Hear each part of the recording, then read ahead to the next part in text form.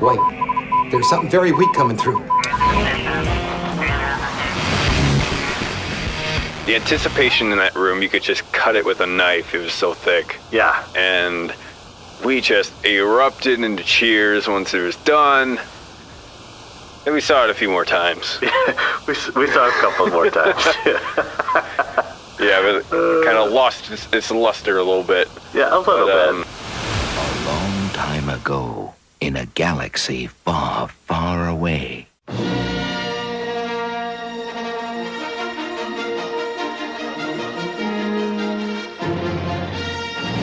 Hello, fellow Galactic listeners. I'm Todd Hoffman, and this is WSTR Galactic Public Access, a Star Wars podcast. Welcome to episode 49. Today, we're going to talk about Rogue One a year later. Joining with me today is Aaron Julian. Hello. What is up? We took a week off, Todd.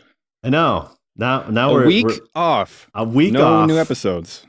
How dare new episodes, but we're back and better than ever. Oh yeah. Oh yeah. It was a very hectic time. We had a turkey day. We had a bunch of projects in school, a bunch of work, a bunch of excuses. But no more excuses. No more excuses. No more excuses. We're back. I mean, we already had 40-ish episodes continuously without a break. Yeah. So I think we earned it. Yeah, just a little bit. Just a little bit. It was a little Thanksgiving break. Yeah. But now it's prime time, baby. Now it's time to get serious. It's time to get serious. Star Wars are coming. So once again, check us out on the social medias, WSTR Media, all one word, all lowercase. And now for our feature presentation. All right, our main topic for the evening. So here we go. We did, a couple of weeks ago, we talked with Danny and Heather from Kessel Run Weekly. They were kind enough to join us on a discussion about The Force Awakens, and that was a hoot. It was a hoot, and we talked about everything was wrong with the plot and our favorite things too. Yeah, so you can check that out at on episode 47. But now we're only going a year back, Aaron. So our memory instead of 3? No, 2. Yeah, 2. Okay, 2. I lost track. So our memory shouldn't be it should be we should kind of remember last year, I think. So I mean, okay, so for episode 47, I did my homework. I rewatched The Force Awakens. I've had no such time this week. We had our time off, but we don't work during our time off. Right. We don't expect you to either. So, right. But yeah, just this weekend I've been finishing up final projects. I worked at a breakneck pace to get this radio drama completed, and that's in the bag. So now the table is cleared. We can talk about Rogue One. Right. The space is cleared. We set the table. So, Aaron, what were you doing in December of 2016? I was hanging out with you. Oh my gosh. We were getting locked and loaded, ready for our very second episode of WSTR podcast. And we decided, we're going to have one episode where we're just hanging out talking about why Star Wars. Yeah. And then we thought, okay, our big launch is going to be with Rogue One. And so we all piled into separate vehicles and went over to was it the Regal Cinema in Woodridge? Yeah. And very fine movie palace. Not my personal favorite. I prefer Hollywood Palms, and I will right. I will pimp them out as much as I can because they're a great place. Yeah. But anyway, it's a very fine theater. We went in, we saw it together. We did. And the Nostalgia Critic was there. So Nostalgia Critic, he does basically what we're doing right now. He looks at older films and basically takes the nostalgia goggles off and says, okay, were they really actually that good? Sometimes they're just unmitigated disaster, and he picks it apart, but very funny dude. He has a new video like every week. The dude, he's a workhorse. He's a maniac. And he's local. He apparently lives in Naperville from what I've was able to find out. Oh, wow. Naperville, or like right outside it, something like that. Yeah. He was at C2E2 no way. 2 times ago. Yeah. Okay. And Cool. I believe the last time, but he wasn't at the booth when I was there. Anyway, internet personality, go check him out. He's awesome. He was there at the showing. I saw him, but I didn't want to be a creep and go up and be like, I like your stuff. Are you here to see Rogue One? So No, I'm not at all. none of that. Right, exactly. Yeah. But that's where I was. Yeah. And man, that theater was packed. We were there together. Yeah, it was awesome. Yeah. Seeing a movie. I think in the theater what it's you were such a talking different about experience than previously like, on streaming it to your phone or Yes. whatever. Yeah.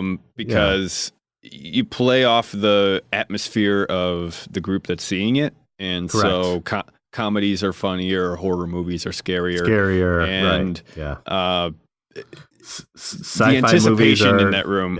Yeah. The anticipation in that room, you could just cut it with a knife. It was so thick. Yeah. And we just erupted into cheers once it was done. And we saw it a few more times. we saw a couple more times. Yeah, but it kind of lost its luster a little bit. Yeah, a little bit. But that's where I was. Yeah. Where were you? Yeah, it's funny. I was there, right there with you, man. So, how many times did you see it in theaters? Oh man, I think I got it. I think I went around like 5 or 6 times. I don't know. Weren't you trying for 7? No, 7. My 7 was for episode 7, but I got there 6, and I think Rogue One I did like. I usually I go big. I usually do the whole weekend. Like, I'm all right. I'm gonna see it so I saw it like 4 times, and then take a little break and try to squeeze. So at one point, you made it to 6 with The Force Awakens. At what point was it like, all right, I've had enough? Oh no, never, man. Because you know what it is, and this is where it gets back to what you were saying. Like, it's just the people the people you're with. So. Yeah. Like with Force Awakens, saw it with the buds on, Thursday night, and then let's see, like Saturday, I got free tickets from Verizon, and so I saw it with my buddy who never saw Star Wars before, and it was a private screening basically for Verizon customers, and I won tickets, so that was that one, and then Sunday. Did you dress up? No, I didn't dress up. But I did wear my Star Trek. I said #1 Star Wars fan, and it had that Enterprise on it. So I thought that was that's awesome. Nerd humor. And then, like Sunday, I saw it with the family, and then I think the 5th time, that's when we went to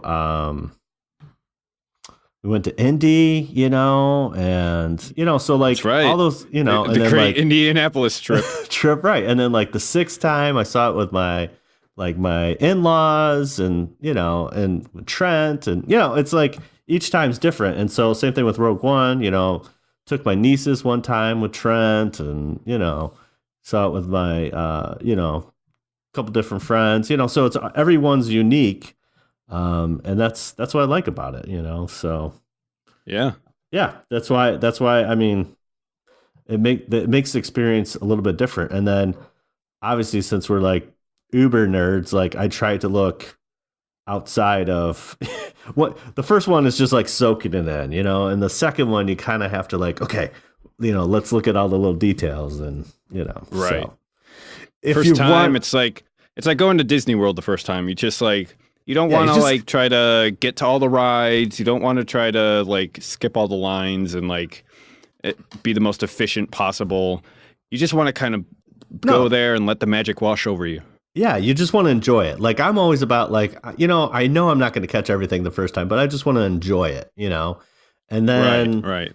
As it goes on, then that's when you kind of, I want to like the second time I'm kind of looking outside the main frame and just saying, okay, what other things are going on in the background, or like some of the things that I missed, and then like the third time, all right, I'm not gonna like kind of critique this, a little bit. Yeah. So at some point, since we're doing a podcast, you have to like you have to put on your critic hat and just be like, okay, time to take mental notes, figure out where this thing is going. Yes, exactly. And so obviously with us, that was our first kind of launch. So if you want an in-depth review of Rogue One, you could check out episode 1, episode 2, episode 3, and episode 4. We talked for like 3 hours about this thing. We go in depth. No, I think it's episode 3, man. You did a really good analysis of like the guns, the the clothing, the costumes, and all that stuff. So yeah, I mean, yes, it's really good. So excellent production design. Right, yeah. So if you really want an in-depth review, like go check out those episodes. Those are that's straight from the vault. That's the beginning, So. And we're gonna do the same thing with The Last Jedi. Yeah, I don't know if we'll do 4 episodes. Yeah, I don't know if we'll do 4 episodes, but we'll just keep on going, until we figure out when we're done talking with it. You know what I'm saying? We'll go as far as the material takes us. That's right. Which, if the hype is to be believed, should be pretty far. Yeah, maybe that Ryan Johnson, man, he's a beauty. He's a beauty. Yeah, 2.5 hours, man. Oof, yeah. Anywho, you think Rutch is going to be dancing in his seat? I don't know. Ready to get out? I don't know. Yeah, well, you told me that he didn't like the Blade Runner, so I don't know if he's going to like the Last Jedi with 2.5 hours. But he did not have the patience for Blade Runner 2049. Right. It's like, it's too long. Right. So, all right. So Rogue One came out December 16th, 2016. So, in the runtime there, that was 2 hours and 13 minutes. So, that's pretty standard, costs $200 million to make. Yep. I think that's including the reshoots, so, rather infamous ones at that. Yeah, exactly. So basically, with domestic, it made 532, foreign 523. So worldwide, it made $1 billion. That's not too shabby. A little humble there. Meager beginnings. Meager beginnings. Maybe next time they'll come into the fray. Right. So I think it's so for all intents and purposes, it's a commercial success. So yeah. What's surprising to me? Yeah. It was about a 50-50 split, domestic and foreign revenues for the movie. Right. Which typically worldwide is a lot more. So what this tells me is that this movie was a lot more resonant for an American audience, and a lot of people were seeing it over and over again, rather than basically the foreign audience stealing most of the revenue share. Yeah. It seems lately, especially with a lot of these, again, superhero movies, sci-fi movies, the foreign market actually makes more than the domestic, and this one, it's, we're only talking, $11 million. Yeah. Difference, but you're right. I mean, it resonated better with, domestic.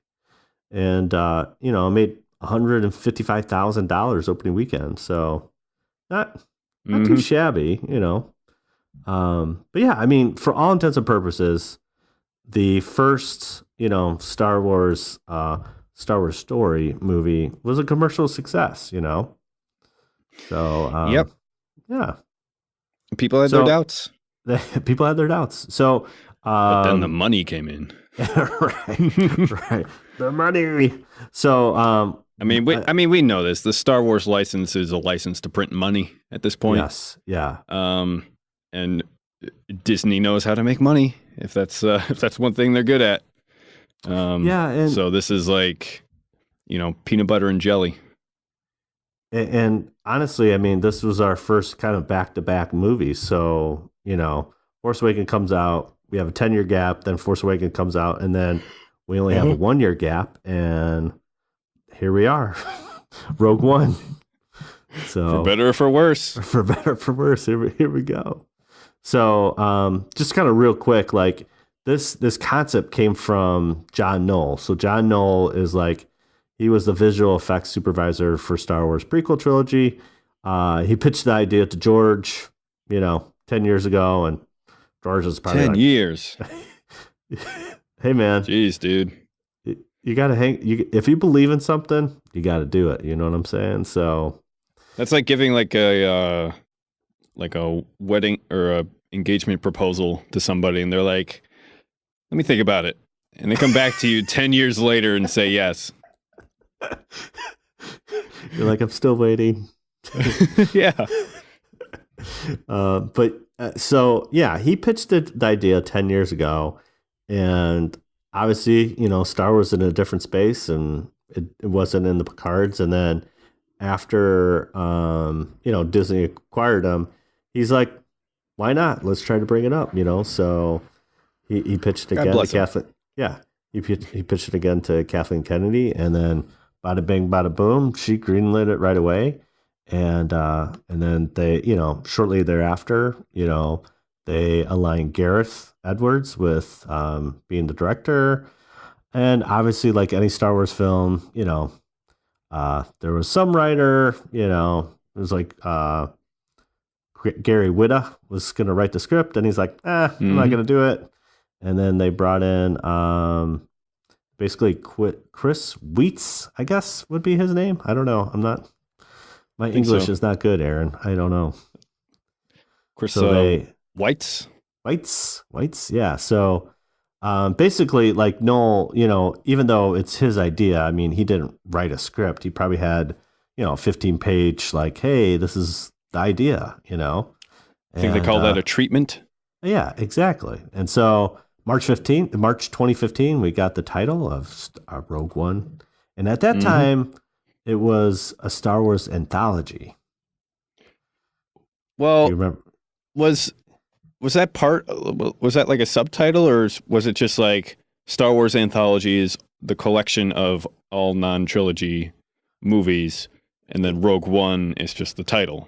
Well, no, it was Rogue One, but then they basically said these are Star Wars Anthology pictures, which, like you said, is outside the traditional trilogy, Skywalker trilogy. So, right. But then they changed it to a Star Wars story. A Star Wars story. A Star Wars story.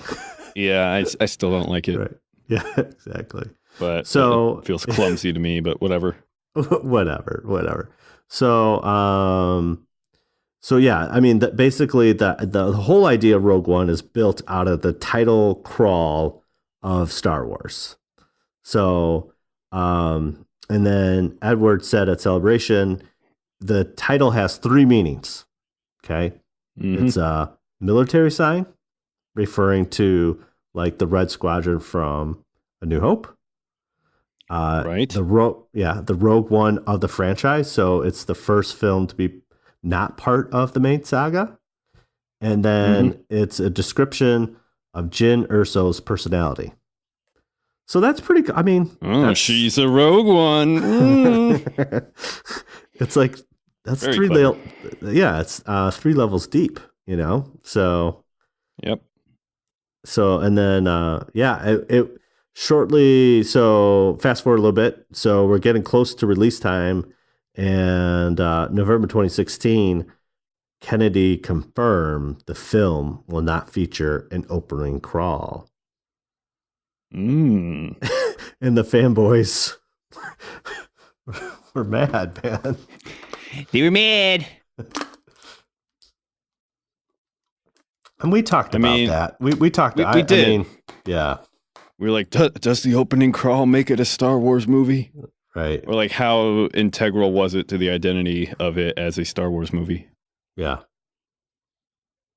And we had some differing opinions. Yeah, we did. I think it was just like maybe the music and that. For me, it's it was like I didn't like the music of not. I don't like the like. I didn't like the music of when the title was revealed. I guess I was looking. Yeah, it was for just like very sudden, just like a stinger effect. Yeah, and it's like okay. And the letters Why? and the graphic letters weren't filled in, and it bothered me. I'm gonna. It bothered Armand too. Yeah, I was gonna pull Armand and say, that font was brutal. So, but I mean, at the end of the day, though, I mean, I thought it was gonna be really, really bothered by it, and I'm not. I feel like, yeah, it's yeah. It's like it's like when you reach for like a jelly bean and you're hoping it's cinnamon, but it turns out to be like red pepper. And it's not. It's not awful, but it's not what you wanted. And you're just like, all right. Yeah, you're not going to spit it out, right? That's true. I mean, it's you're still going to eat it, right? Yeah. So. All right, so I know you didn't do your homework and rewatch it, but Aaron, what do you think now, a year removed from this, how do you feel about Rogue One? I think, where did I put? I think at the time I put it third after Empire and New Hope. Okay.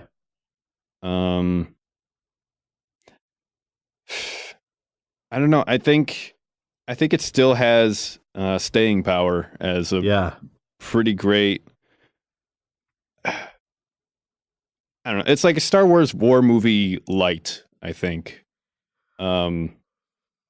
Where I mean, they still had like the whole like singular protagonist that you follow, and yes, kind of this fixation on like Darth Vader and Krennic and everything.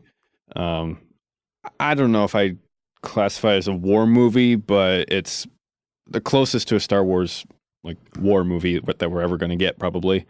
Yeah. And so with that in mind, comparing it to the staying power of the other Star Wars movies, I still think I'd prefer it over Return of the Jedi. Okay. And I'd prefer it over Force Awakens, honestly. Although Force Awakens was, upon watching it again, it's a pretty good movie. I know, right? It gets a lot of hate for having a similar plot to A New Hope, but if you kind of just like disregard that for a bit, it's still a very well-made movie, very enjoyable to watch. It's enjoyable to watch, yeah. Yeah, but I feel like where Rogue One shines is it makes you see the original trilogy in a new way, and that's really difficult to do without just like ruining it. And it took some risks that I feel Force Awakens didn't take, or wasn't as willing to take. Right. So with that in mind, I think it's still number 3 for me. Number 3, yeah. I went back, my friend. I went back and I pulled the notes. Sorry. No. I just want to say it's beautifully shot. Yes. Every shot in that movie looks gorgeous. I've read some articles on like how they did it and used like a lot of natural lighting, and we're very careful about how they staged all the actors and props and such, and yeah, it's very well done. So that too, it's like A New Hope but in HD. Right. If like A New Hope was shot in HD and 4K. Yeah. But I went back. I I went back in the archives, my friend. I pulled up the old notes and I looked at the ranking, like where I thought I put it, and yeah, I'm saying it's the number 2 for me. So number 2, Empire, Rogue One, A New Hope, Force better Awakens. than A New Hope. Yeah, better than the one that started it all. I know that's sacrilegious, but I feel like I like it, what it does for A New Hope. I don't know. Like, A New Hope is slow. It is. It's not your typical, which I love because it's not your typical. I mean, what movie waits 20 minutes to introduce the hero? That's what A New Hope does. I mean, it's totally different from a cinema perspective, and yeah, it's a space fantasy. It's a space fantasy. It's totally different than what you ever see. But for me, I love the contained story of Rogue One, and I feel like if it makes A New Hope better. And for me, I like what it does. In Rogue One, I just love I love the scenes of, like, when Cassian, they're on Jeddah and that whole little battle right there. I love that look. I love how it's very tight and, like you said, kind of how it's shot. I mean, you get that kind of war feel. I mean, it's war light, but you get that feel. The space battle at the end, the tensions there. They sacrificed themselves, and I think that's the only way that movie could have ended. And I really like that they did that, and they pushed the envelope, with Tarkin and Princess Leia, pushed the envelope there a little bit. And, there are some negatives. I mean, every movie we could pull it apart. And again, you could check out our first 4 episodes. We dive in deep. We go through it at a snail's pace and just like, all right, whatever we cover in this hour, that's what we're going to cover. Yeah.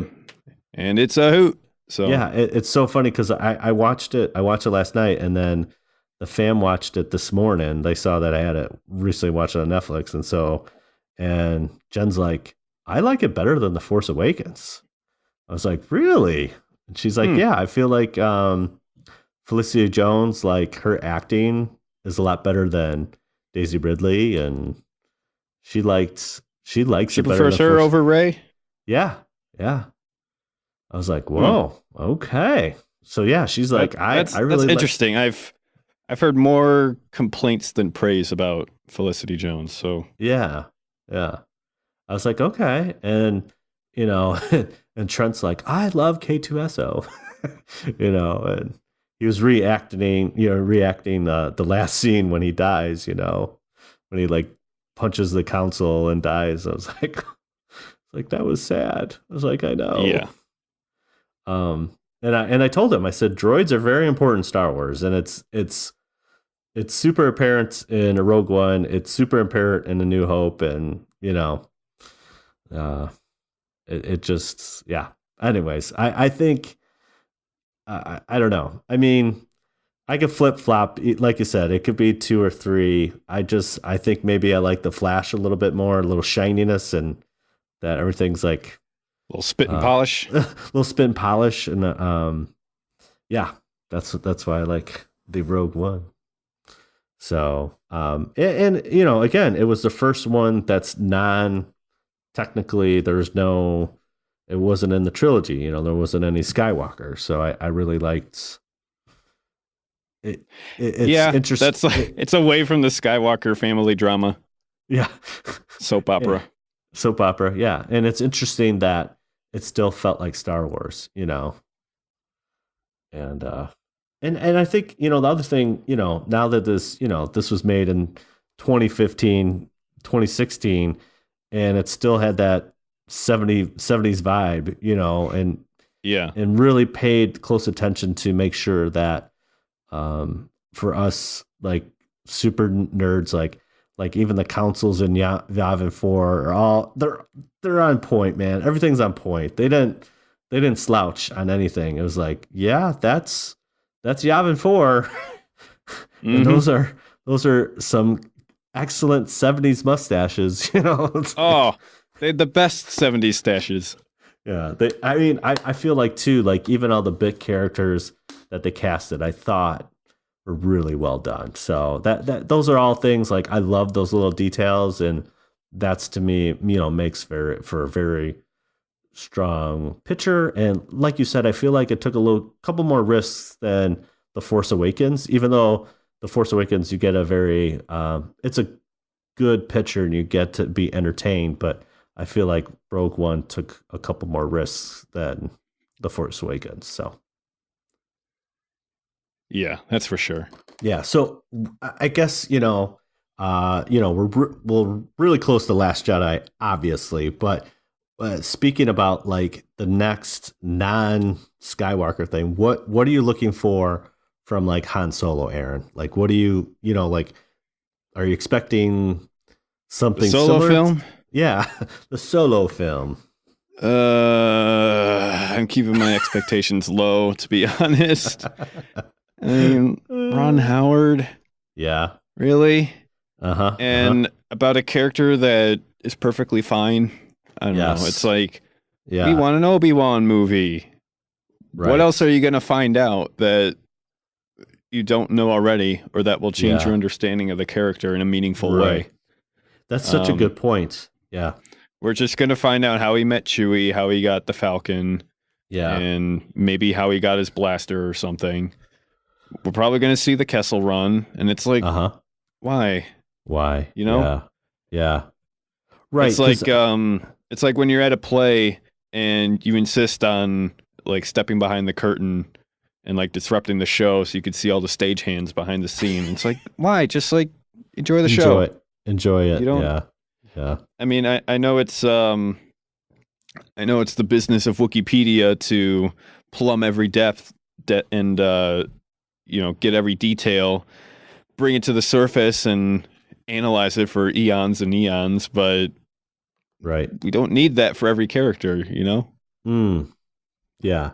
Well, I mean, I think this is somewhat of the knock of Rogue One, like you don't get a lot of character development, but you know, at the same time, they're all fresh, you know, it's finite, it's in that story and it's contained, you know, where, like you said, like Han Solo, what value add is it to the overall character of Han Solo, and then the value add into the Star Wars like mythos? Like we know all those things that you just mentioned. We just haven't seen it. So is it the whole point of this film to show that we saw it? You know, like check a box, like, yeah, we saw it. I mean, yeah, it'll sell. It'll probably at least break even, probably make a bunch of money. Yeah. Probably sell a bunch of merch. You know, alternate skins for Han and Lando and Chewie, and Chewie with short hair and whatever. Oh, Chewie got a haircut? Probably, or he's got like a ton of braids or something. I don't know. Like Rasta Chewie, and like, or they just dust off the Chewie costume and just put it back on whoever's tall enough. I don't Aaron, know, man. You're sounding very cynical, my friend. Well, to be fair, what we know about the Solo film has not given me much confidence. Yes, this is true. All right. Well, there you go. more on that. There you go. Solo. More like, oh no. Oh no. Don't worry. We'll be touching that as the year progresses, because we'll get that in 6 months, my friend, which is just crazy. So before we move into the news of the week. So overall, Rogue One, good, bad, see it again, never want to see it. Pretty dang good. Yeah. I'm tempted to stream it tonight, but I got to edit this podcast and put it up. You could stream it and edit it at the same time. I do want to get the Blu-ray and see all the bonus features on it. Because I'm one of like a dozen people in the world who prefers physical media Blu-rays over streaming. And to all the bonus content and stuff like that. So if you're listening, Mom, and you want a Christmas idea, Rogue One Blu-ray. Rogue One Blu-ray. Thank you. There you go. All right. Moving on to news of the week. And now, the Star Wars news of the week. Da-da-da-da-da. Aaron. That's not the jingle. What? Yeah, Aaron. There is a little movie coming out in 9 days. All the money in the world? Did you hear about that, by the way? No. Derailing the topic for a second. Sure, absolutely. You know Ridley Scott? I do. He produced Alien Covenant. We did an episode on that way back when. He did. He produced Blade Runner 2049. Yes. He directed Alien, directed Blade Runner. Right. The dude's almost 80. He's still working like a maniac. And to Is prove he that seriously point, 80?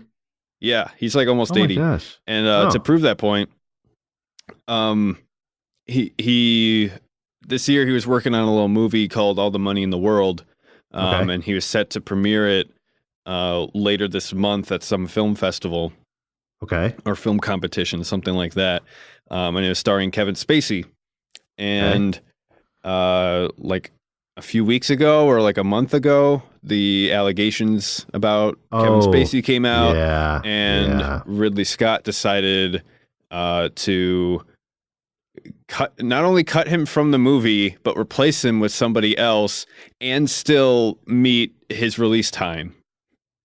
And so far, it looks like he's going to make it. He flew in Christopher Plummer, got the crew back together, reshot all his scenes in like a week, and probably right now, as you're listening to this, he is in the editing room just furiously editing everything together. What? The man's insane. He's absolutely insane. He just replaces one of the lead actors in the movie in a matter of weeks. Like, so the Rogue One reshoot's got nothing on this guy. Right. So he said, I still want to make this film, but with all of the negative publicity with Spacey, he basically reshot the film because of the lead actor and is going to make the deadline. That's so crazy. Well, he thought that depending on how the allegations go, and this is just after Harvey Weinstein. Yes, yeah. Like that whole thing came out, and he clearly saw the future, and he's like, "Oh no, this is going to be all over the movie if I show it at the festival." Right. But he didn't want to miss that release date, so he's just like, I know. I'll just replace him. That's amazing. Oh, that dude is a national treasure. I tell you what. I tell you what. So is that coming out also? I'll look up the release date, but it's like this month.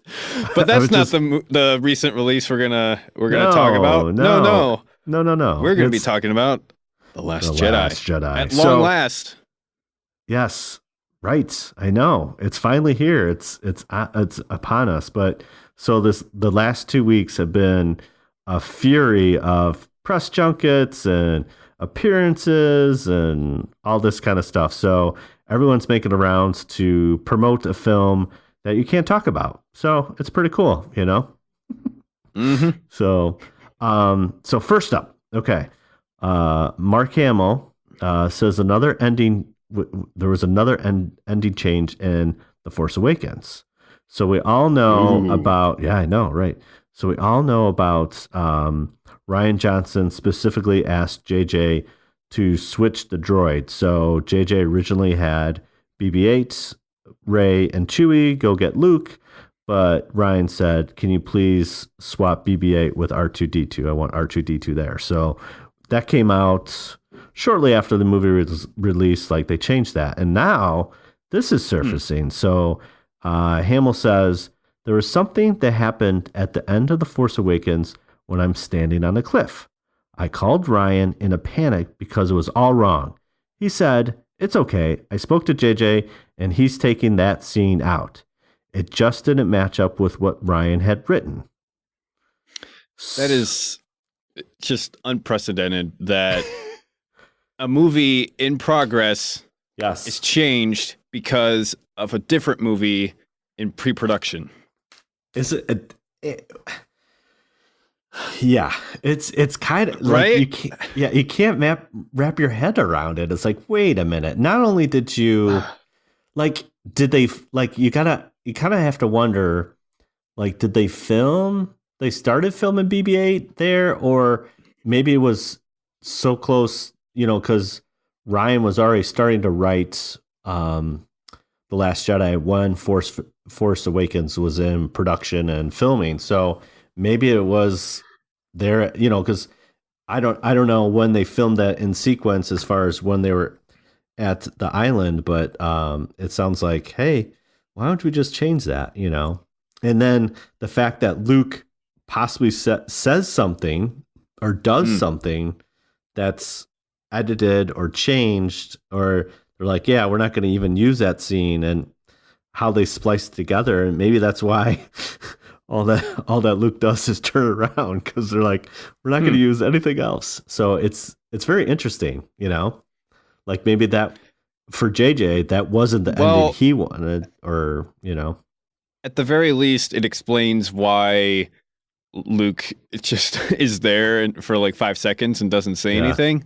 Yeah. Okay, we have a reason. There's some weird continuity thing with The Last Jedi that they didn't want to spoil. Yes. Fine. Mystery solved. Fine. Yes. Right. So fascinating. Even 2 years removed, we're finding out even more stuff that, there's always secrets, man. Oh yeah. So, yeah. Well, it's interesting because normally the typical Star Wars way of handling a error like this is to just build on top of the ruins of that castle with another castle, and just have a story lore reason on top of that for why it was the way it was. Yeah, exactly. It's he did the thing because at this time he was one with the midichlorians and blah, blah, blah. It's right. But or to actually George, have that kind of crosstalk between Ryan and JJ to actually be hey, so I heard you're doing this thing, but it's conflicting with my plan, and Disney likes me more, so can you please change it? Okay. Right. Now, I don't think JJ has that. JJ is probably not even writing yet or it might be it. I don't know. Why else would he ask to change it if he wasn't saying writing? JJ going for episode 9. Now he's going to Ryan, but okay, the ending for Last Jedi, I need you to change because I got something going in episode 9. So yeah, super interesting stuff. Do you think Ryan and JJ go on dates together where they just sit in a huge room and count their stacks of money? No, I think they shoot the breeze and figure out, and try to help each other out. I don't know. They pay their servants to count their money for them. Right. Yeah. They have assistants for that, man. Yep. All right. Moving on. Disney somewhat has a secret press junket. So, all this, everyone's here. Everyone's coming to LA, New York, whatever. And so they had in Los Angeles on Sunday to promote, the upcoming film. So they had Mark Hamill, Daisy Ridley, John Boyega, Oscar Isaac, Adam Driver, how do you say it? Domhnall Gleeson. Gleeson, yeah. That's Rux, Gwendolyn Christie, Laura Dern, Annie Serkis, Kelly Marie Tran, and director Ryan Johnson. So they have the whole crew, man. They have a good crew. Who's who of the current year Star Wars. Yes, exactly. So ton of questions were asked, including whether Ewoks would make a return. Johnson joked, it depends on what drugs you take. So, how Han Solo's death would affect the story and in the greater Star Wars universe.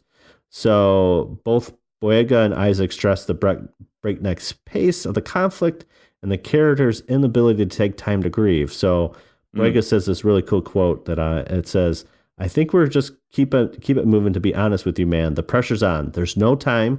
I think that's the one thing that's unique to me about watching this movie was the commentary on war," Boyega said. "There hasn't been a Star Wars movie yet that has explored war in a way that Last Jedi does. It's very messy. Categorizing of good and evil is all mixed together. In terms of Han, I'm sure we all feel sentimental if someone was to sit Finn down or Rey down, but Rey's off training. She's got stuff to do. I got a back injury. I got stuff to do. Can't think about Han at the moment." End quote. Very interesting. It's very right? interesting. Yeah. So, I mean, we just got done blabbing about how Rogue One is like the closest thing to a war movie that we have. But according to that, maybe it's going to be more Last Jedi? Yeah. Well, I mean, again, like Rogue One, we do get, there's casualties and there's things to fight for. And the wars are messy, and we get that. I mean, again, that's in the title, Star Wars, But there's also the other part, which I think what we're going to see in Last Jedi. I mean, personal loss has always been part of the Star Wars universe. And like Boyega's saying, there's like sometimes it gets all jumbled up and you have to fight for a great cause. And some of those big people that you're missing, you don't get time to grieve, or you grieve in different ways, right. Which is very, very interesting. So it's interesting. Again, like you get just a little hint of what's to come, and we only have to wait 9 days to find out. But I really like that quote. So I was like, definitely have to talk about that. What do you think, Aaron? Anything else to add about that? So according to this, it seems like a lot of characters are going to be pushed to their breaking points. And if I'm going to try to talk about this in a non-spoilery way. If the if the trailers that we've seen so far are anything to indicate, we're going to see some unlikely alliances, maybe some betrayals. I'm really interested to see where Luke fits into all this, because he's going to be hearing about Han's death, and he may or may not have some kind of involvement with the rebellion. Yeah. There's lots of cryptic things that he's saying in the trailers that, right. And this is what good marketing does, leads us to believe certain things that may or may not turn out to be true in the movie. Yes. I hope it's not a total deception, but yeah. I really, well, and to add into all that mixture, we don't know what they're going to do with Princess Leia. True. I mean, so yeah. If he's talking about, a war movie being in a breakneck pace and people not getting the time to grieve, I wonder if, however they choose to send off Princess Leia, if that's going to factor into it. Or if they even send her off. Yeah, we just don't know. We don't know. Yeah, we don't know. So, well, yeah, we will have all our predictions next week. Yeah. In any case, she ain't coming back for episode 9, so they got to do something with her. They got something to do. Yeah, I know. All right, next up, Star Wars Battlefront 2. We have another patch. Oh boy. So, yeah, we have another patch. Oh so boy, you had to mention it. Oh no, I didn't want to bring it up, but oh no. I mean that's where we left episode 48. You can check out everything about Star Wars Battlefront 2. Watch me rant about Battlefront 2 for 12 minutes straight. Aaron's filibuster. That's what we should have called it. Woo, boy. That's our new segment. Right. What's kids get off my lawn and don't pretty much. Don't bring those loot crates. So this this happens in every, which is the beauty about video games now, is that the developer is still tweaking things, and obviously the huge issue, was the first patch about the loot crates and microtransactions. But now they're actually fixing gameplay. Can you believe it? So just imagine that. Imagine that. So they basically updated the end round MVP screen. So you get cool, like there's 5 characters now, and they all list different categories of scores and that kind of thing. So they updated that. Bunch of collision and traversal issues, on the different maps that they've noticed. Making sure you don't get stuck somewhere in a corner. I can't get out. Yeah. Here's a fun one. They said there's a full list of 30 fixes. You can find that on EA's website, but I thought this was fun. I had to highlight it. It's like, you will now find that Boba Fett can no longer capture objectives while hovering high above the objective. People were able to do that? Yeah. Just kind of camp out, free or safe from everybody else?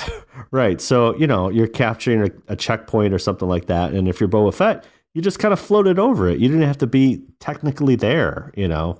So I thought that was awesome. It's just, they're just looking for bouncing things and, making sure everything is lined up and that kind of thing. So I thought that was pretty interesting, and of course they're looking, they say the next thing they're really looking at is heroes versus villains, making sure that mode is a little bit more balanced because they're taking all the feedback. See, they want to make sure the game's right after the release, so. I did see some gameplay footage that was pretty funny. One player was playing as I guess it was like the heroes versus villains mode. Yeah. And one person was playing as Boba Fett. He rounds a corner.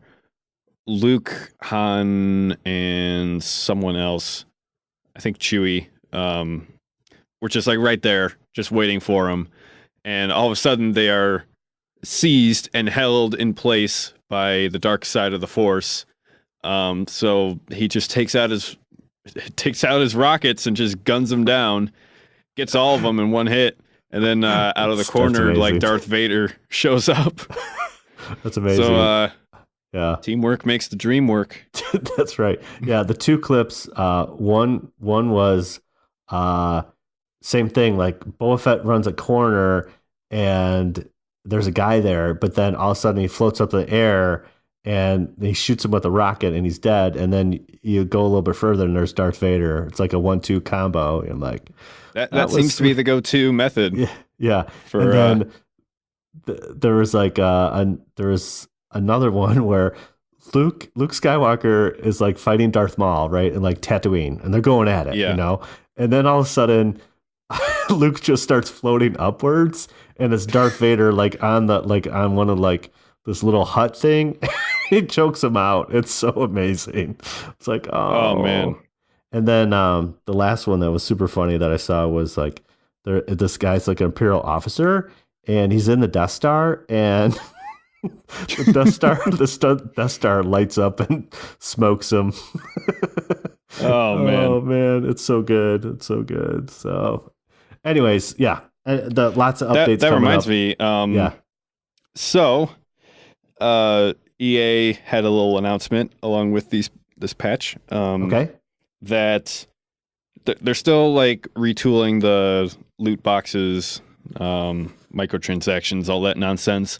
And they said that they are not going to have cosmetic only loot boxes because they don't want to mess with the canon of the game. Ah, right. In a game where you can have Rey fight Darth Maul. Okay. That's cool. Respect the canon. I get it. Well, going Let's make back some cosmetic loot boxes, stamp legends on it. There you go. Oh, they're. Oh, it's. I feel it's lies! starting. Deceptions. Who are they trying to fool? No one. Definitely not you, my friend. I'm too woke. Dude, there was this tweet that I saw. It was amazing. EA tweets like, "Hey, what games are you playing?" And this guy responds back, "Not yours." Got him. Oh, got him. Okay, and then finally, Daisy Ridley doesn't want to be part of Star Wars after 9, and then she comes back and says, "No, maybe." So there was goodness. It's like trying to decide where to eat.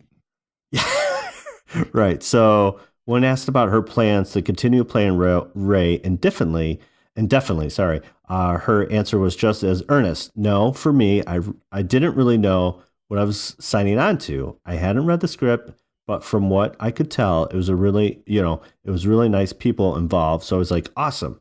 Now I think I'm even luckier than I knew to be part of something that feels so like coming home now."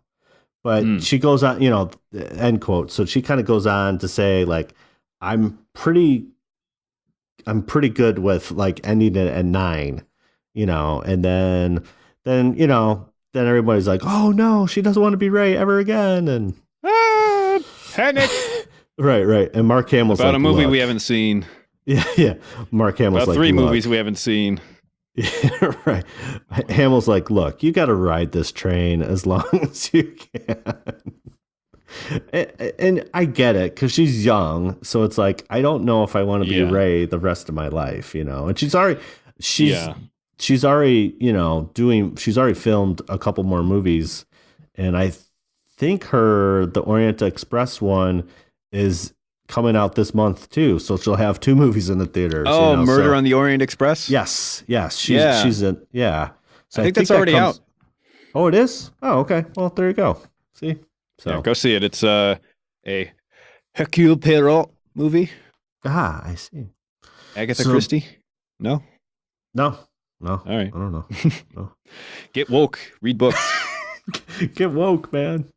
So that's our news of the week. Well, one more thing I wanted to add to that. Okay. So Daisy Ridley's concern about being Rey the rest of her life, that's a legitimate concern in Hollywood because you could be typecast as a certain type of character, and then it's really hard to break that. So another thing I've been thinking about, seeing the trailer for the new Infinity War or Avengers Infinity War. Yes. I've been making like predictions on that, and I think they're going to kill off a lot of characters because, Robert Downey Jr., he's been Iron Man for like 10 years now. Yeah. And he said before he's getting sick of it, but they keep pushing money at him. So he's like, all right. He also has an assistant to count his money. Yeah. Yeah. Do they? Okay. Anybody in Hollywood who's listening to our podcast, like, can you confirm or deny whether people have money counting parties? Please send it to WSTRpodcast@gmail.com. Thank you. All one word, all lowercase. Yeah. So Chris Evans, he's been Captain America almost as long. Yeah. At a time where maybe he doesn't want, or nobody really wants to be associated with America. So they might kill him off or, have him kidnapped or something. But even if they get rid of like half the Avengers, they have so many dudes. Yeah. So many dudes and ladies to choose from. So it's like, okay, whatever. And then that releases the big ticket actors to go on and do other things because they're probably sick of doing superhero tights movies. So maybe it's a concern with Daisy's career because she's a very young actress. Yes. She's hopefully got a very long career ahead of her, and it would be wise to kind of look ahead, see and check which exit you're going to take. Yeah, well, but as you know, anything in life, Hollywood is a fickle muse, so might as well. Sometimes somebody that's super bright one day is, on Skid Row or something the next. Oh man, Yeah. you never know. So, or touching people without consent. You never know. I mean, if it could happen to Louis C.K., like, nobody's safe. Right. Exactly. Oh man. All right.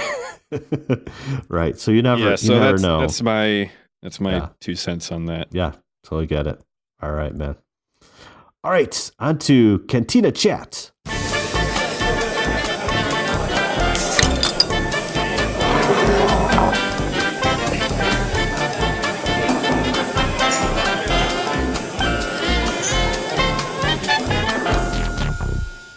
So Aaron, what is going on with you, man? Are you almost done with school so you can like watch Star Wars forever? Next week is finals week. Oh, nice. I'll get a couple of days home, and then I'm back here to work during winter break. I've been thinking I'm going to have a lot of nights to myself, so it'd be cool to watch most, if not all, of the Star Wars movies. To kind of make up for all the ones that I've missed during the semester. Yes. Speaking of which, the guy who's showing all the Star Wars movies for my dorm floor. Yes. His name's Danny. Danny. He planned it out. So this Saturday he's showing Rogue One. Nice. What a coincidence. We're talking about it, and that will set everybody up for the Last Jedi. So perfect. As far as I'm concerned, he's done this campus a great service. By introducing people to Star Wars. Right. That's right. Now you must, now that they're indoctrinated into Star Wars, now you must introduce them to WSTR podcast. That's the plan. That's the plan. All right. That's awesome, man. That's what great. Well, hopefully, something exciting happened to me. You can finish your thought.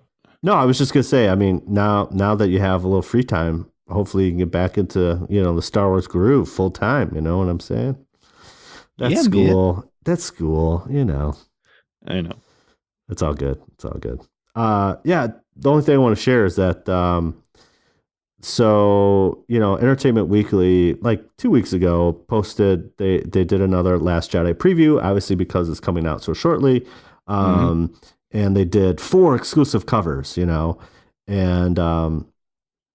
it was, there's like, there's Poe and the new girl Lauren Durd's playing. Her name is escaping me. There's like Rose and Finn. There's Kylo and Rey, and then finally it was Luke and Leia. And so Mark Hamill tweeted and said, "Hey, there's no need to bicker, but mine's the best." Kind of type thing, Yeah. and he did like space. He like did hashtag space twins, hashtag like Last Jedi, blah blah blah. So, I knew usually like Entertainment Weekly does something. They show everything digitally, but the copy comes out the week later. So I knew it was in newsstands, and so I'm like, all right, I got to go find it. So I was able to find it, and of course I picked up the Luke and Leia one. That's the best one. So very good. Yeah, I know. So then I just I tweeted that out, and I'm like, what the heck? I'm gonna tweet Mark Hamill. What's the big, it does, just like I'm gonna do it. And literally I tweeted that out, and I would say like 20 minutes later he liked the post, and I was just like, whoa, awesome. That's awesome. I was like, awesome. And so I was just like giddy as a little, fanboy. I was like, oh my gosh, that happened. So yeah, that was fun. It just again, for all the worst things of social media and all the craziness that goes on, every once in a while it just makes the world smaller. And I was able to, he didn't have to like it. He liked it. I was like, cool, so. Well, there you go. You've got another tidbit for all those Christmas parties. I was Mark, retweeted by Mark Hamill himself. Right. He liked my tweet. It was a good tweet. It was back in 2017. 1906. Right. Oh man. So all right, why don't we wrap this up? Let's wrap it up with a nice little bow, Aaron. All righty. Thanks again for listening to another episode of WSTR Podcast. Once again, you can check us out on social media, WSTR Media, all one word, all lowercase. We want to hear from you, so please comment, tweet, rate us on iTunes. Email us at wstrpodcast@gmail.com. We've also got a voicemail option. You can call in with a cell phone, regular phone, rotary phone. Rodeo phone, yes. Do those even work if you hook them up? I think they do. Well, that's a challenge to our listeners. Get a rotary phone and dial up 630-557-WSTR. That's 630-557-9787. That way you can leave us a voicemail, and if we like it, we'll play it on the podcast. Get you famous. Now you know all the ways to get a hold of us. Next week, we're going to have some predictions for The Last Jedi. Yes. Now this is podcasting. Watch Rogue One. Watch Last Jedi. Rogue One. Yeah. Don't buy Battlefront 2. Don't buy it. Don't buy those loot crates.